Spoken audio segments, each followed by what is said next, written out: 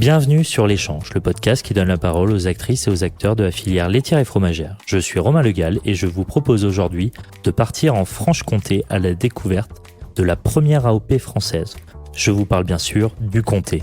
Pour ce faire, je me trouve à Lons-le-Saunier, pour être plus exact, à Montmoreau, chez le célèbre affineur Rivoire et Jacquemin. Et nous avons la chance de passer un moment avec Véronique Rivoire. Bonjour Véronique. Bonjour.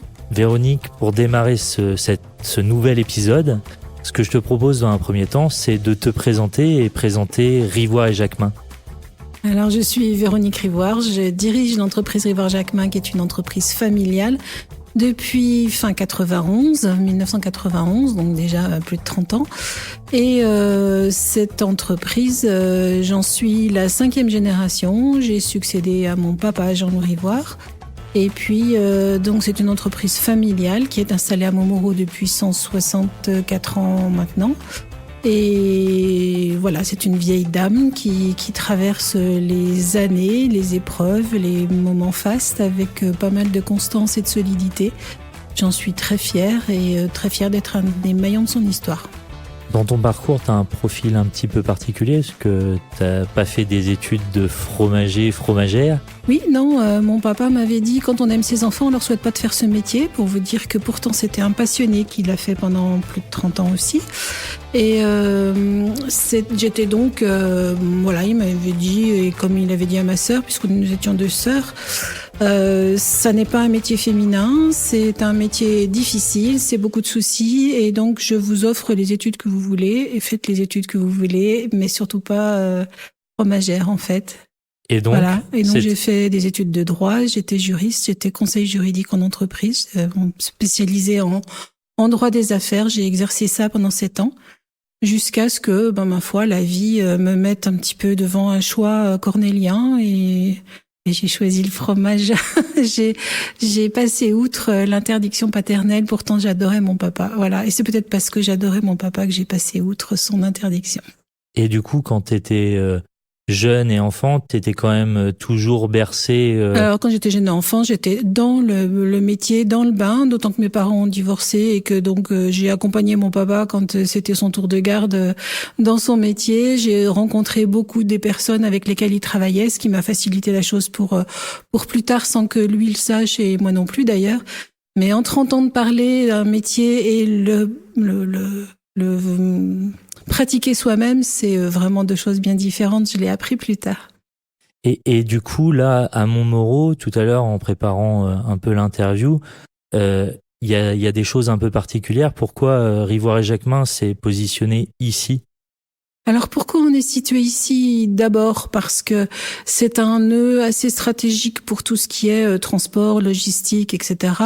Mon arrière-arrière-grand-père, donc un des fondateurs, était un colporteur et donc habitué à voyager et à emprunter les routes commerçantes. Qu'est-ce que tu entends par colporteur ? Un colporteur, c'était ce qu'on appelle ici un grand valier. C'était à l'origine des gens originaires du Grand Vaud, d'une région où il y avait beaucoup de ces spécialistes qui travaillaient l'hiver dans leur ferme et qui partaient avec des charrettes pour vendre ce qu'ils avaient fabriqué pendant l'hiver à la belle saison en fait. Donc mon arrière-arrière-grand-père n'était pas tout à fait du Grand Vaud, mais il a fait exactement ce métier de colporteur. Il avait une charrette, on appelait ça des grands valières. Il les chargeait avec des fûts, des mâts d'épicéa qui servaient de mâts pour les bateaux à voile. Il vendait aussi des objets fabriqués en corne, qui était un artisanat classique dans la région, des objets en bois aussi. Et donc, le long de sa route, il vendait tout ça, plus évidemment les fromages qu'on trouvait ici. Et puis, sur sa route, il a rencontré un commerçant qui s'appelait Rivoire, qui était dans la région de Mâcon.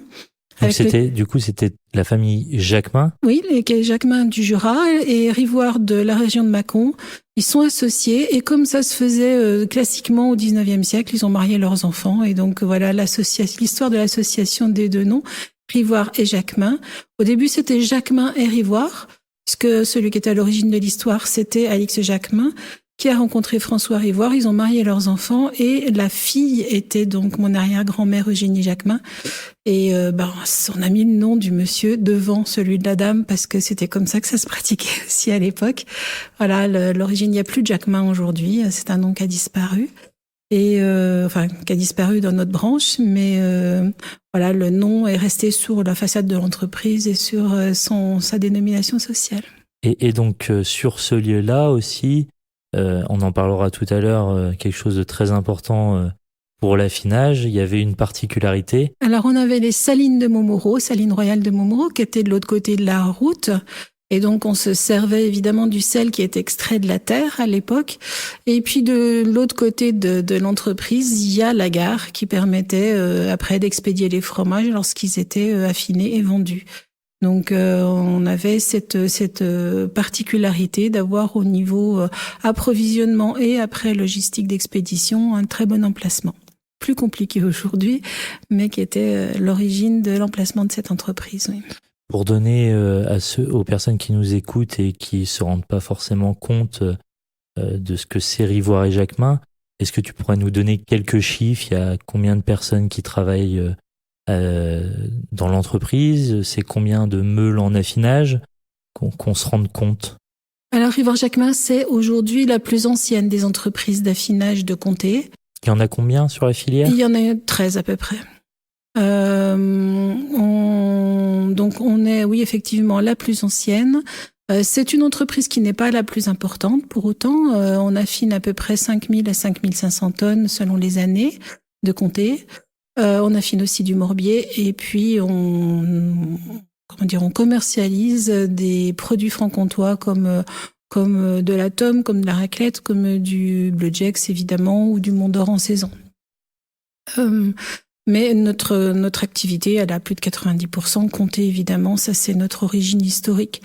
On a à peu près 40 personnes, selon les saisons aussi, parce qu'on peut en avoir un peu plus quand on a des travaux un peu spéciaux à faire, quand on démonte les caves, qu'on lave les caves ou qu'on refait une cave, par exemple, ou un petit peu moins, quand c'est les périodes de vacances ou les périodes plus creuses, mais en moyenne 40 personnes en constant ici.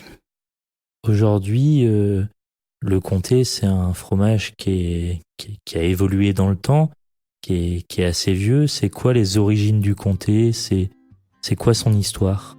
Alors on trouve les origines du Comté jusque dans la Rome antique. On n'appelait pas ça comme ça, effectivement, c'était des fromages de grande taille.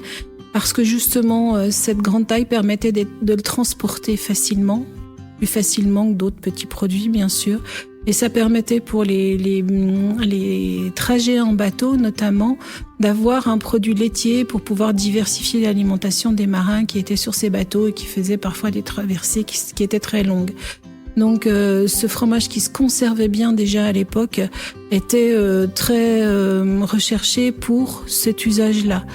Ensuite, c'est un fromage qui a toujours bien voyagé. Déjà, sa technique de fabrication lui donne une assurance au niveau conservation et qualité sanitaire très importante. On en profite encore aujourd'hui parce que c'est un fromage qui s'exporte très bien et qui peut aller très loin. La question. C'était quoi la question ? La question, c'est quoi l'histoire du Comté ? L'histoire du Comté, voilà. En fait, l'histoire du Comté, c'est comme beaucoup de fromages de montagne, notamment, le lait se produisait l'été, il fallait en garder pour l'alimentation d'hiver, et donc on faisait un fromage de garde, ça tout le monde le sait, pour pouvoir conserver la production laitière de l'été jusqu'à l'été suivant, c'est-à-dire pendant toute la période froide. On faisait ces grands fromages, on les mettait dans des grandes pierres qui étaient enterrées dans les caves des maisons, en fait, et qui permettaient aux familles de pouvoir consommer encore des produits laitiers pendant la période où il n'y avait plus de lait de produits. Aujourd'hui, quand les producteurs de Comté, on appelle ça fruitière. Oui. Fruitière, c'est mettre le fruit en commun. C'est quelque chose qui est important dans la filière. Alors oui, il reste à peu près 140 fruitières aujourd'hui, même si elles sont beaucoup plus grandes que ce qu'on a connu il y a encore quelques années. Il reste 140 fruitières, c'est effectivement l'endroit où on mettait le fruit, le fructus, le fruit du travail en commun. Et donc ces chalets, on les appelle aussi des chalets chez nous, donc ont conservé ce nom classique. Bien sûr, elles existent toujours, bien sûr, elles fonctionnent toujours sous la forme coopérative, comme c'était le cas au départ. Il y en avait au départ parfois plusieurs dans les villages. Il y avait les rouges, il y avait les blancs, puisque c'était aussi très politique. Et maintenant, évidemment, on est content d'en trouver une dans un village, mais souvent, ce sont des producteurs de plusieurs villages qui se regroupent dans un même chalet.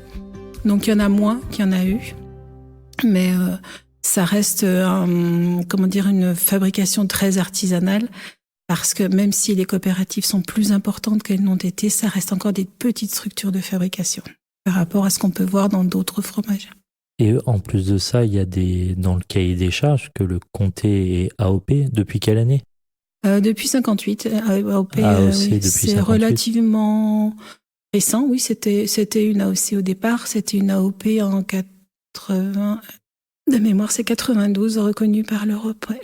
Du coup, par rapport aux fruitières, il y a aussi dans le cahier des charges AOP des règles de distance. Oui. Alors ça, c'est une règle qui est déjà ancienne, c'est-à-dire que une fruitière ne peut travailler le lait que des producteurs dont les deux plus éloignés sont distants de 25 km.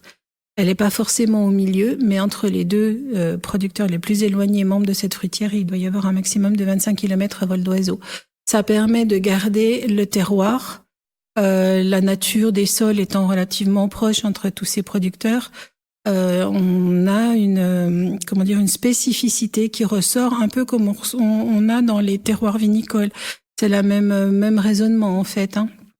Et donc c'est particulièrement important et une richesse particulièrement importante pour un affineur de travailler avec un nombre de fruitières très différents pour qu'on puisse avoir des terroirs différents à proposer à nos clients, des fromages totalement distincts et bien reconnaissables les uns des autres. Et c'est ce qu'on fait découvrir aux personnes qui viennent faire des réservations chez nous pour pouvoir choisir ce qui leur plaît le mieux dans le comté. Il y a plein de comtés différents. C'est tout ce que les grandes surfaces ne supportaient pas il y a 30 ans, en nous demandant on veut le même fromage du 1er janvier au 31 décembre. Et ça, on était incapable de l'assurer et de le fournir. Et tant mieux, parce que ce serait très ennuyeux de faire un fromage standard. Et en fait, notre métier, c'est de révéler les différences qu'il y a dans chaque comté et de pouvoir donner ce choix à nos clients d'avoir un fromage qui porte le même nom tout le temps, toute l'année, mais qui est différent du 1er janvier au 31 décembre, selon l'endroit où se trouve la coopérative où il a été fabriqué, selon la météo qu'il y a eu, selon... L'affineur aussi. L'affineur tout à vient l'heure après, mais oui. Au métier de l'affineur. Mais au départ, c'est comme une construction de maison. Vous avez d'abord le lait qui fait les fondations. Si vous n'avez pas un lait de bonne qualité, équilibré et bien foutu, vous n'allez pas construire quelque chose dessus. Le fromage. Alors si on commence par ce premier bout, ce lait, qu'est-ce qu'il y a dans le cahier des charges pour qu'il soit bien foutu ? Alors c'est énorme tout ce qu'il y a dans le cahier des charges. C'est évidemment une race de vache, c'est évidemment... 2 races de vaches. Oui, 2 races de vaches, mais 95% de la Montbéliarde. Et puis la Simmental de l'Est, 5% à peu près. Mais c'est vrai que si on m'entend, les fans de Simmental vont m'en vouloir parce que ce sont des passionnés, mais vraiment des passionnés. Voilà, il y a quelques troupeaux de Simmental, on les reconnaît bien, c'est des vaches roses. Je sais que ma fille adorait ça quand elle était petite, mais voilà, c'était les vaches Barbie. Et puis voilà, 2 races de vaches. Effectivement, vous faites bien de me corriger. Et puis il y a évidemment une zone limitée qui est assez diverse puisqu'il y a une partie plus élevée en altitude et une autre plus basse. Ça traverse 4 départements. Oui, alors mais pas départements entiers, c'est des parties de départements, Jura, Doubs, un petit peu Saône-et-Loire, vraiment un tout petit bout de Saône-et-Loire. Et puis au niveau de l'alimentation ? Alors l'alimentation, évidemment de l'herbe du foin, quelques céréales, des compléments comme des céréales, etc. C'est extrêmement, sans OGM bien sûr, c'est extrêmement... Pas d'aliments fermentés ? Réglementé, pas d'aliments fermentés, c'est interdit. Il y a énormément de choses comme ça. Et dans le prochain cahier des charges, c'est encore plus réglementé puisqu'il y a des parties qui concernent le bien-être animal. Vous avez aussi 1,3 hectare obligatoire par vache, de pâturage par vache. Alors on n'a pas un nombre de jours d'herbe parce que la météo ici ne permet pas de dire on va leur faire passer 6 mois dehors. On aimerait, mais c'est pas forcément le cas. Voilà. Mais par contre, au niveau respect des traditions et de la façon d'alimenter un troupeau, c'est particulièrement drastique. Voilà, donc, je veux dire, là, je m'arrête ici. Il y a aussi le nombre de vaches détenues par producteur, puisque il est limité. Il y a aussi la surface autour du point de traite qui est réglementée, puisqu'il faut que les vaches soient proches de leur point de traite et qu'on n'ait pas d'affouragement en verre, sauf dans une certaine limite vraiment très très déterminée. Donc beaucoup de règles pour avoir beaucoup du de bon règles, lait. les règles d'épandage, des fumures aussi au printemps. Il y a énormément de choses qui font que on est tous très attachés à notre un jurassien. Enfin, si vous rencontrez un jurassien, si vous le savez pas dans les 10 minutes de votre conversation, c'est pas un vrai quoi. Hein. Donc on est tellement attachés à notre territoire qu'on a pour but de le respecter et de pouvoir le transmettre à ceux qui viendront après nous de façon à en être très fiers en fait. Hein. On n'a rien pas à rougir ni de ce qui s'est fait avant nous, ni de ce qui se fera après. Donc une fois que le lait il est produit, après il va être transformé par des fruitières. Voilà. En gros, Véronique, c'est quoi les grandes étapes de la fabrication du comté, sans forcément rentrer vraiment dans le détail, mais... Alors, c'est 2 traites, bien sûr, hein, une le matin, une le soir. C'est une fabrication toutes les 24 heures maxi, enfin après 24 heures après la traite la plus ancienne. Donc, c'est forcément un lait très frais qui est transformé. C'est un emprésurage, c'est une pâte donc pressée, cuite. On travaille un lait cru, mais dont le caillé est chauffé après, hein, donc jusqu'à 56 degrés. Donc, on a à la fois la richesse du lait cru et en même temps la sécurité du chauffage en cuve, dans des cuves en cuivre, bien sûr. Et puis après, un pressage avec une acidification sous presse. Et puis ensuite, les premiers soins qui vont être donnés dès le démoulage avec premier salage au sel sec. C'est obligatoirement au sel sec, le salage ? Oui. Alors, il y a aussi du saumurage, bien sûr, qui se fait aussi très très rapidement, mais majoritairement, on voit du sel sec. Je sais pas exactement quelle est la proportion aujourd'hui. Je pense que c'est encore majoritaire. Ouais. Là, on va parler de ton métier, l'affinage. Ouais. L'affinage, les meules arrivent chez Rivoire et Jacquemin quand ? Alors ça dépend de la taille de la fruitière avec laquelle on travaille. Si c'est une petite fruitière, elle n'a pas forcément des grandes caves, donc on va aller le chercher 4 jours après la fabrication, par exemple. Pour les salons, on va le plus souvent. Autrement, les plus grandes, c'est 1 mois après la fabrication. Donc le préaffinage commence en fruitière et se termine chez nous. Et puis ensuite, on a un process d'affinage qui nous est spécifique depuis le départ et on continue à le pratiquer de cette façon-là depuis l'ouverture de cette entreprise en fait. La particularité, c'est que il y a quand même un moment, donc là avant l'affinage, où les meules appartiennent toujours à la fruitière. Alors ça dépend des contrats d'achat, ça c'est vraiment une façon de travailler qui est un peu propre à chaque entreprise. Il y a un contrat interprofessionnel qui fait que le transfert de propriété entre l'affineur et la coopérative se fait à 30 jours. Et puis le règlement est un peu étalé dans le temps. Il y a des contrats spécifiques où le transfert de propriété se fait en une seule fois, mais un peu plus tard. Enfin bon, je vais pas rentrer dans les détails puisque c'est un peu compliqué. Et puis, oui, ça se fait en plusieurs étapes. Simplement, ce qu'il faut savoir, c'est que on commence tous par une cave qui s'appelle la cave de préaffinage, qui est à entre 12 et 13 degrés en température et qui permet de préparer le fromage à son évolution et à le transformer en comté. Quand les fromages arrivent ici, on les appelle des fromages en blanc, on les appelle aussi des caillebottes. Ce ne sont pas encore des comtés, ils n'ont pas l'appellation d'origine, ils ont été fabriqués bien sûr selon les règles de l'appellation d'origine, mais ils ne l'ont pas encore. Et c'est au cours de l'affinage, après 4 mois, mais vraiment minimum, que ce fromage va devenir un comté ou un peu plus tard. On voit plus beaucoup, en tout cas à la coupe de fromage de 4 mois. Alors, il y a toujours des amateurs, ça dépend un petit peu, mais on en vend très peu aujourd'hui. Oui, c'est vrai, est arrivé ce goût pour des fromages avec une typicité plus prononcée et donc un affinage nécessairement plus long. Tout à l'heure, en préparant l'interview, on parlait justement des évolutions dans le temps de l'affinage et notamment lors de la préparation du concours des meilleurs ouvriers de France, j'avais vu dans des ouvrages qu'il y avait plusieurs types d'affinage, avec des affinages avec des ouvertures qu'on ne trouve plus aujourd'hui. Est-ce que tu peux nous expliquer un peu l'histoire de pourquoi on trouvait parfois ou c'était même recherché des comtés avec des ouvertures il y a même encore une trentaine d'années? Oui, c'était classique. Un comté devait avoir ce qu'on appelait des yeux, ou donc de l'ouverture. Il fallait que cette ouverture soit relativement fine et discrète. On parlait maximum de la taille d'une cerise, mais tout dépend de la race de la cerise. En fait, on nous disait 1 ou 2 yeux à la sonde, c'était la sonde parfaite. Et il fallait donc quelques trous dans une tranche.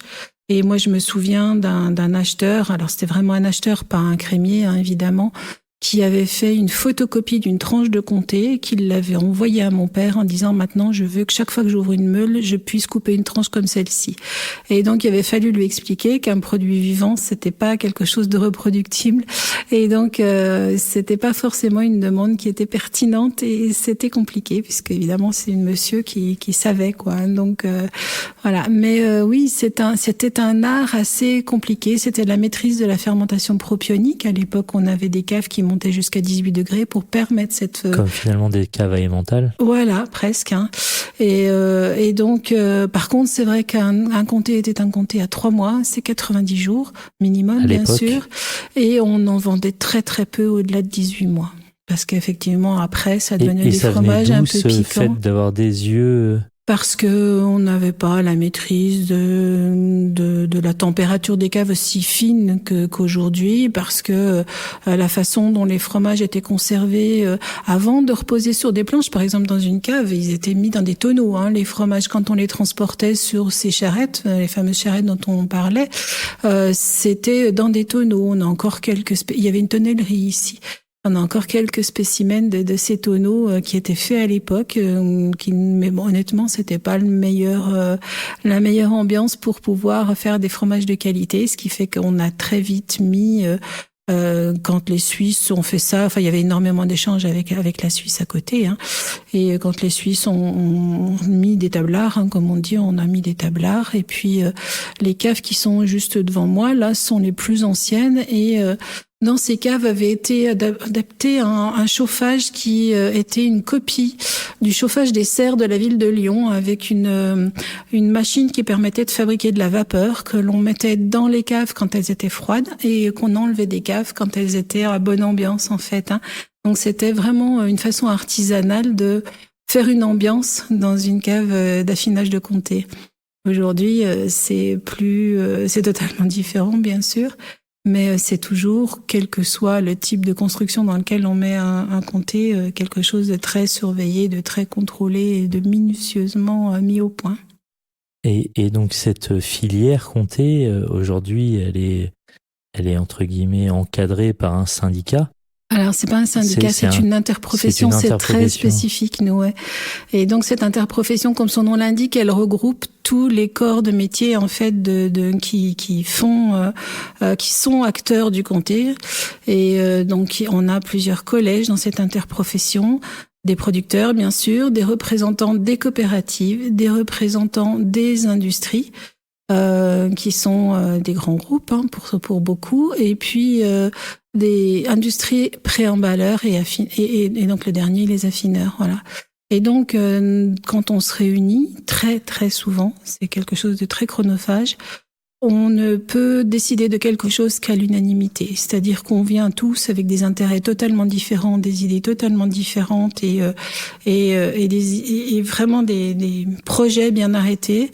Et on doit discuter jusqu'à ce qu'on trouve quelque chose qui soit, on enlève notre casquette, qui soit vraiment à l'intérêt du comté à long terme, en fait. Donc c'est très long, très compliqué, très, comment dire, ce sont des grandes leçons de vie, en fait, que de choisir vraiment de prendre une décision pour ce fromage, parce que il faut penser à son intérêt, à l'intérêt du fromage, à l'intérêt du comté, mais pas forcément au nôtre propre. Ça, c'est une discipline à acquérir qui est pas toujours simple, ouais. Et du coup, il y a aussi un organisme qui vous accompagne sur la partie technique. Alors, on a ce qu'on appelle le CTFC, le Comité technique des fromages comtois, qui effectivement embauche et emploie des techniciens fromagers qui vont assister les coopératives et les fromagers pendant la fabrication, les producteurs de lait aussi. Et puis, alors sur le plan technique, bien sûr, c'est-à-dire purement fromager, sur le plan sanitaire aussi, puisque c'est quelque chose qui est de plus en plus sensible. Et puis, les affineurs ensuite, c'est-à-dire que quand on achète un lot de fromage à une coopérative, on va le mesurer, le regarder, quand il a à peu près 120 jours, c'est-à-dire 4 mois, et les producteurs viennent, le fromager vient, le technicien qui suit la coopérative vient. On regarde ce lot complet, on l'évalue, on regarde s'il y a des défauts, s'il y a des problèmes, au contraire si tout va bien. Le fromager note de toute façon ses caractéristiques de fabrication tous les jours. Et si on voit un problème, on essaie d'en trouver la cause le plus rapidement possible, parce qu'effectivement, il faut pouvoir la corriger très vite.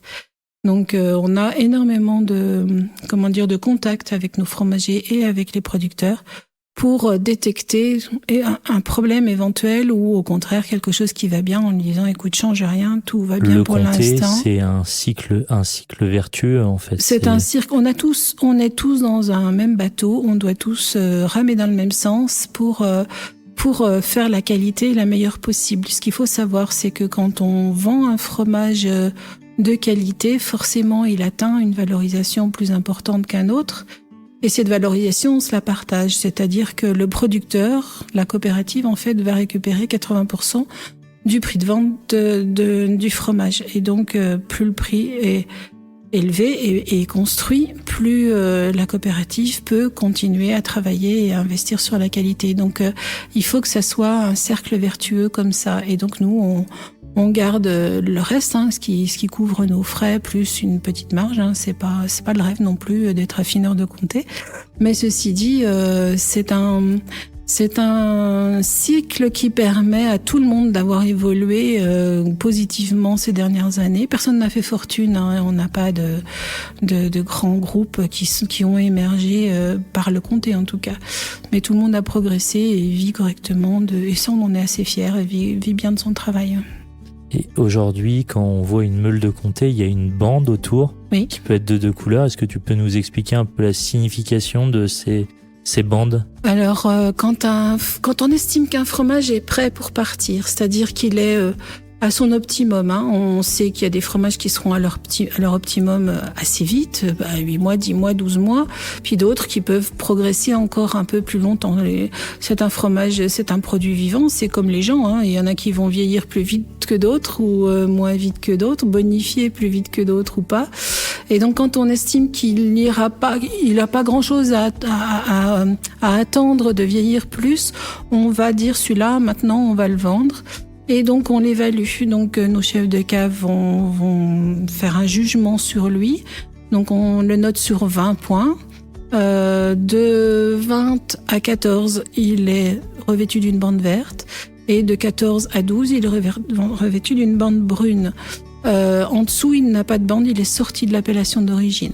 Donc c'est fait sous notre responsabilité, mais on est contrôlé donc par des organismes internes et externes, c'est-à-dire internes à la filière, le CIGC, l'INAO, et puis externe, c'est Bureau Veritas qui vient voir si on fait une bonne cotation des meules que l'on vend ou pas, avec des sanctions si jamais on abusait, et des sanctions qui peuvent aller jusqu'à la suspension de l'appellation d'origine. D'accord, oui, des sanctions qui vont quand même très loin.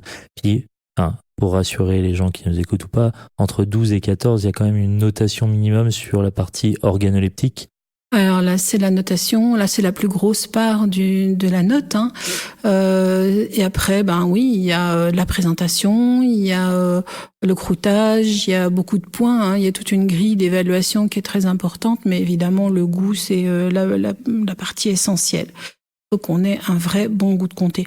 Alors, il faut bien se dire que cette évaluation n'a rien à voir avec la durée d'affinage. C'est pas l'âge du fromage qui va faire un bon fromage. On peut avoir de très bons fromages jeunes et de très mauvais vieux. Voilà, donc quand on évalue ces fromages... La personne que j'ai remplacée dans mon métier d'avant, il disait toujours « Romain, il faut pas confondre vieux fromage et fromage vieux ». Ça revient un petit peu à ça. C'est un peu ça, oui. Oui, on bonifie pas tous en vieillissant. Hein. Arrive un moment où non, on dégrade forcément. Et il faut savoir ça... Enfin, on se dit que pour faire un excellent fromage, il faut déjà un très bon lot. Et dans ce très bon lot, on va avoir 4 à 5% des fromages qui vont devenir exceptionnels. Chez un de tes confrères, on voit même une pièce où il y a les chefs de cave, une phrase où il y a marqué « Il faut cueillir le fruit quand il est mûr », mais c'est exactement ça. Oui, je sais pas ce qu'il y a chez mon confrère, non, mais cette citation... C'est ça, exactement. Oui, c'est ça.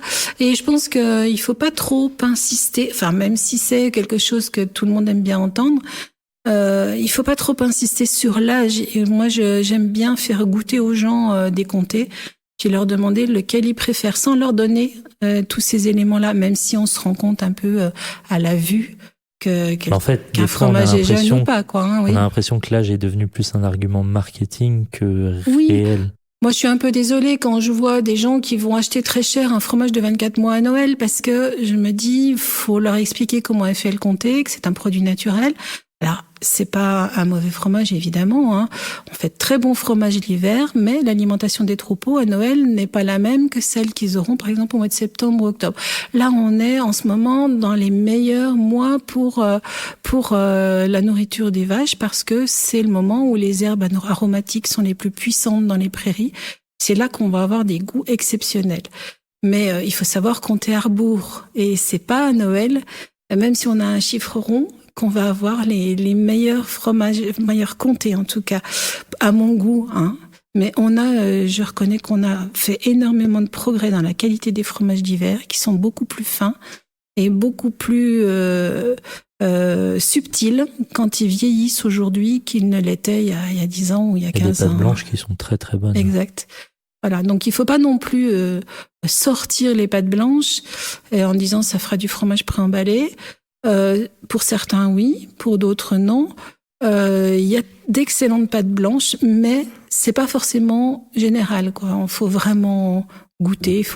Voilà. Puis après, chacun ses goûts. Hein. C'est toujours la même chose. Exactement. Hein. Et ça, le comté l'a bien fait justement sur un outil qu'ils ont développé un peu spécifique avec la roue des arômes. Ah oui, elle a déjà quelques années, mais ça a ouvert un petit peu à la fois le vocabulaire, parce que quand on décrivait avant, il était fruité, il était salé, il était...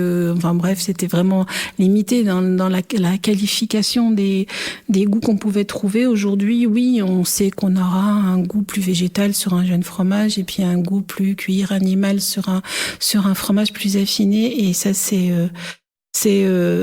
une ouverture un peu d'esprit, c'est chercher dans ses souvenirs à quoi vous fait penser ce comté, est-ce qu'il vous ramène à quelque chose de votre enfance, ou à un aliment que vous aimez beaucoup avec lequel vous aimeriez l'associer. Enfin, c'est vraiment s'ouvrir à, c'est pas se nourrir, c'est vraiment se faire plaisir, déguster en fait. Et du coup, aujourd'hui, pour toi, c'est quoi un bon comté ? Alors ça, je le dis jamais. Parce que je veux pas gâcher la vie des autres. Voilà, exactement. Moi, j'ai été élevée avec des fromages carrés. Moi, je me rappelle, par exemple, le premier fromage massif que mon père a amené à la maison, massif sans trou. Hein. D'accord. Je me dis, mais tu l'as loupé ton fromage. Je lui dis, qu'est-ce qu'il a ? Il a un problème. Et il m'a dit, non, c'est comme ça que les Parisiens le veulent maintenant. Bon, donc il était un peu remonté. Voilà. On avait un peu perdu tout le discours qu'on pouvait avoir sur la présentation d'une tranche de comté. Mais après, on a enrichi ce discours sur la description de ce qu'on y trouvait, sur la texture de la pâte, sur ce goût justement, son niveau de développement, sur qu'est-ce qu'il avait développé en bougeant et en vivant dans sa fermentation. Est-ce que c'était des goûts de fruits secs, de noix, de noisettes qui sont vraiment extraordinaires, ou autre chose, hein. Ça peut être du bouillon de viande, ça peut être des oignons, ça peut être vraiment quelque chose de bien différent. Et on a regardé les comtés de façon avec un autre œil en fait. Voilà, c'était aussi intéressant, différent mais aussi intéressant. Et ça c'est super parce qu'avec ce fromage on découvre tout le temps des nouvelles choses. Et qu'est-ce que tu penses de cette mode de certains consommateurs ou même professionnels de demander justement des affinages de plus en plus longs? Est-ce qu'il y a un intérêt? Alors moi j'ai mon avis sur la question, mais ça me fait un peu rire parce que même quand j'invite des amis à la maison, j'amène le fromage sur le plateau, le comté, et puis il est beau ton comté, quel âge il a? J'écoute, moi quand je t'ai connu, je t'ai pas demandé quel âge t'avais, je m'en fous en fait. Ce qui m'intéresse, c'est... Des fois on aurait pu demander quand même. Non, mais bon, c'est pas la chose qui m'intéresse le plus quand je rencontre quelqu'un et quand je vais manger un morceau de comté. C'est goûte-le, tu me dis s'il te plaît, si tu l'aimes comme ça ou si tu l'aimerais différemment, et puis après on en parle. Voilà, mais voilà, je veux pas dire il faut pas juger les gens du moment qu'ils se font plaisir. Moi, tout me va bien, il y a pas de problème. Ce qui m'intéresse, c'est d'avoir un consommateur heureux, un gourmet qui soit vraiment fait plaisir en achetant un morceau de comté. Et tout en respectant le fromage. Tout en respectant le fromage. Mais il y a des moments où on peut aimer une catégorie, mais aussi en changer. Moi, je sais quand il fait très chaud, je trouve qu'un jeune comté qu'on va manger avec un peu de charcuterie ou un peu de crudité, c'est extraordinaire. Le côté un peu lacté, voilà. Rafraîchissant. Voilà, subtil. Le côté subtil, végétal. On a aussi beaucoup d'arômes, acidité. Mais c'est fin. C'est très fin, c'est très souple, on a une pâte très souple. Puis quand il fait un froid de canard l'hiver, vous rentrez du ski ou d'ailleurs vous avez une journée de réunion un peu casse-pied, vous en avez ras-le-bol, vous rentrez chez vous, et un vieux comté avec un verre de vin jaune et puis un feu de bois et un bon bouquin. Là, vous êtes la personne la plus heureuse. Oui, vous êtes le plus heureux du monde. Il y a pas mieux. Et on peut aimer les deux de la même façon et aussi de façon aussi importante, je trouve. Faut juste moi, je trouve qu'avec un comté, on peut s'adapter à tous les éléments, toutes les situations. C'est d'ailleurs ce qui fait son succès partout, en France et dans le monde. Hein. C'est qu'on peut le consommer de façon différente, sur un plateau, dans un ingrédient sur un plat ou mélangé avec d'autres choses et qu'on va picorer. C'est vraiment, on a une chance folle d'avoir ce fromage comme il est. Aujourd'hui, c'est quoi les orientations que le comté prend en termes d'évolution de cahier des charges? Il y a quoi dans les modifications importantes ou les projets? Alors, dans les modifications importantes concernant l'affinage, moi, je suis très, très, très contente de voir enfin la définition du métier d'affineur qui s'ébauche. Alors, c'est qu'une ébauche pour l'instant, parce que c'était très compliqué de la mettre au point. On a vu des gens affiner du comté un peu partout. Maintenant, oui, le métier d'affineur va être bien fixé dans sa zone d'appellation d'origine, ce qui paraît une évidence, mais ce qui n'en était pas une. On a les 3 phases d'affinage qui sont ébauchées dans le cahier des charges, c'est-à-dire le pré-affinage, l'affinage avec sa fermentation et la maturation ensuite au moment où on apaise en fait l'évolution du fromage et on va faire jouer le temps et ce que le temps peut amener à un comté. Ça n'était pas du tout déterminé. Donc on a l'ambiance des caves, ça s'était fait depuis déjà longtemps. Vraiment on a défini le métier d'affineur de comté. Je ne parle pas des autres fromages, bien sûr, mais ça, c'est vraiment une grande satisfaction. C'est un travail qui a été commencé du temps de mon père. Et donc, ça fait un certain temps. C'est toujours un peu long. Oui, c'est un affinage long, oui. On a beaucoup de gens qui se sont opposés à ça. Forcément, ils avaient aussi des intérêts à défendre. Mais cette fois, je pense qu'on tient le bon bout et on a fait un grand pas là-dessus, oui. Et puis, on a évidemment précisé énormément de choses dans les conditions de production du lait. pour limiter la taille des fruitières, pour limiter le nombre de vaches par exploitant, pour garder à notre produit son caractère artisanal. C'est vrai que la fabrication du comté, c'est un gros tonnage chaque année. C'est environ 65 000 tonnes. C'est plus que ça, c'est maintenant plus de 70 000 tonnes, mais D'accord. on a limité cette production, c'est-à-dire que chaque ferme a une limite de productivité qui est pratiquement atteinte. Il n'y aura pas plus de comtés fabriqués dans l'avenir. Du coup, vous avez aussi la gestion, on n'en a pas forcément parlé tout à l'heure, avec les plaques de caséine. Oui. Donc le CIGC, l'interprofession, fournit les plaques de caséine aux fabricants, les fruitières et puis les autres, parce qu'il n'y a pas que des fruitières. Sur cette plaque de caséine, qu'est-ce qu'on peut y retrouver? Alors on retrouve le mot France, le mot comté bien sûr, on retrouve le mois de fabrication, on retrouve sur une autre à côté le jour, sur une autre à côté la cuve dans laquelle le fromage a été fait. On retrouve le nouveau numéro de code de la fruitière et un numéro d'ordre, c'est-à-dire que c'est vraiment toute la traçabilité. C'est la carte de visite, c'est sa carte d'identité même, hein, puisque c'est le début de la traçabilité d'une meule de comté. On peut, quand on va gratter la meule une fois affinée, c'est vrai que c'est difficile de lire, mais on peut en lavant la croûte arriver à retrouver tout ce qui est noté sur la plaque verte. On sait où elle a été faite, quel jour, et c'est quel quantième de meule a été faite dans cette coopérative cette année-là. Donc on remonte de façon très très précise à son origine et le jour où elle est née en fait.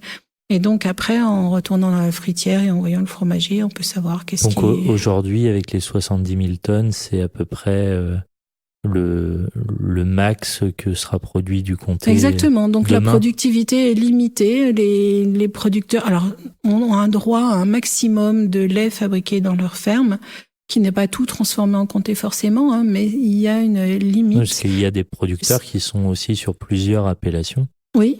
Mais on voulait surtout limiter l'impact sur l'environnement, en fait. On sait que si on laissait développer énormément, beaucoup plus en tout cas, on pourrait avoir un impact négatif sur l'environnement. Là, on est dans ce que la filière peut, dans ce que la zone peut accepter comme population de vaches, comme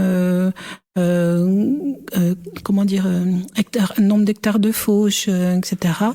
On a juste aujourd'hui sur la zone de production des terrains qui ne sont pas encore utilisés en comté. On a encore des producteurs de lait standard en Franche-Comté. Ils peuvent rentrer dans la filière.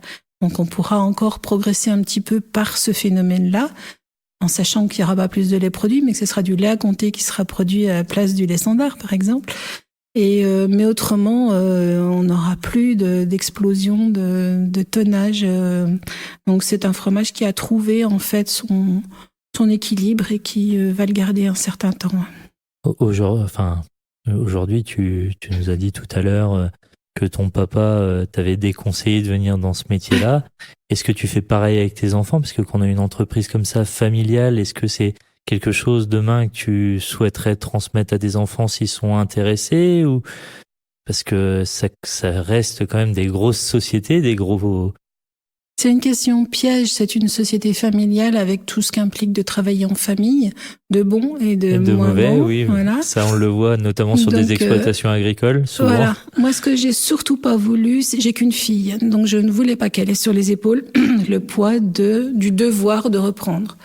Et là-dessus, depuis toute petite, tout le monde... Alors autant à moi, on m'a foutu la paix, c'était tellement pas envisageable qu'une femme fasse ce métier que jamais personne ne m'a posé la question. Le clivage homme-femme. Oui, même mon père me disait, tu te rends compte, tu vas être obligé d'aller boire la goutte à 7h du matin avec les fromagers. Goutte à 7h du matin. A priori, ça devait se faire de son temps. Mais et donc ça t'est jamais arrivé? Ça m'est arrivé. On m'a proposé une fois de la gentiane à 7h du matin. Je pense que c'était mon examen de passage. À l'époque, j'étais jeune, quand j'ai démarré. Ça s'est bien passé, il faisait un froid de chien, donc du coup ça m'a pas fait l'effet, moi qui ne bois pas d'alcool et qui ne le supporte pas, ça ne m'a pas fait l'effet qu'est-ce comptait le fromager, j'imagine. Donc j'ai eu de cette chance, du coup j'ai été adoptée assez facilement, mais j'ai pas recommencé parce que c'était quand même un risque. Mais honnêtement, ça se fait. J'ai jamais vu que c'était pratiqué. Enfin, on vous offre le café comme partout, hein, et puis tout se passe bien. Donc voilà. Non, honnêtement, il y a beaucoup de choses qui ont changé. De la même façon qu'à l'époque, quand ils allaient vendre au hall, ça se terminait autour du champagne. Il fallait quand même être solide. Hein. Donc, aujourd'hui, on travaille un petit peu différemment, et heureusement pour moi, ça se passe mieux, quoi. Mais voilà, ça n'a pas du tout été un obstacle. Honnêtement, il y a des moments très difficiles. C'est une grosse responsabilité financière, notamment. Hein. Les stocks ici, on n'a personne qui porte nos stocks. Il y a beaucoup d'entreprises qui ont leurs stocks qui sont financés soit par des unions de coopératives de producteurs, soit par des groupes auxquels ils sont adossés. Chez nous, on est totalement indépendant, donc effectivement, il faut avoir de bons rapports avec son banquier, hein, parce que on achète nos fromages, ils ont maximum 4 mois et on les vend jusqu'à 3 ans. En attendant, c'est de la trésorerie qui est immobilisée. C'est moins romantique que de parler de l'affinage, mais c'est quand même très très réel. Donc c'est un vrai souci, ça. On a traversé là une période plutôt plus sereine, avec des taux d'intérêt qui étaient plus bas. Aujourd'hui, les taux d'intérêt sont remontés et ils ont pris en un an ce qu'ils avaient mis 10 ans à perdre. Hein. Donc, ça a été violent. Là, la secousse est vraiment importante. Donc, oui, c'est quand même... faut avoir la tête froide et c'est pas la partie la plus sereine de notre métier, honnêtement. Donc, il y a des grands moments et il y en a qui sont plus durs. Voilà, ma fille, je n'ai jamais voulu lui mettre la pression. Elle a pris un autre chemin aujourd'hui. Mais elle a toujours envie, évidemment, hein, et c'est je préfère qu'elle fasse d'autres expériences avant de venir ici, quoi. Il faut vraiment qu'elle se frotte à d'autres choses, qu'elle voyage, qu'elle découvre d'autres choses. Ouais. Avant de terminer, j'ai une dernière question, Véronique. C'est quoi ta pizza préférée ? Je suis pas fan de pizza, honnêtement. C'est vrai ? Ouais. Ah si, j'en mange de temps en temps, mais c'est pas un régal pour moi. D'accord. Je préfère nettement une fondue, quoi. Et la fondue chez nous, c'est fondue comté, hein. C'est pas moitié-moitié, machin, on y met je sais pas trop quoi, et puis du kirsch et des cochonneries. Non, c'est du comté, du vin jaune, un petit peu de poivre, de gousse d'ail. C'est pas plus simple, c'est pas meilleur. Donc avec Véronique, c'est pas une pizza, c'est une fondue. Ah bah alors là, vraiment sans une once d'hésitation du tout. Non ? Pourquoi ? Il y avait un piège ? Ah non, il n'y a pas de piège. Merci beaucoup, Véronique. Merci de ton accueil. Merci à vous de nous avoir écoutés. J'espère que cet épisode vous a plu. Et n'hésitez pas à le partager, à nous remonter vos commentaires. Je vous dis à bientôt pour un nouvel épisode de l'Échange. À bientôt. Au revoir, Véronique. Au revoir.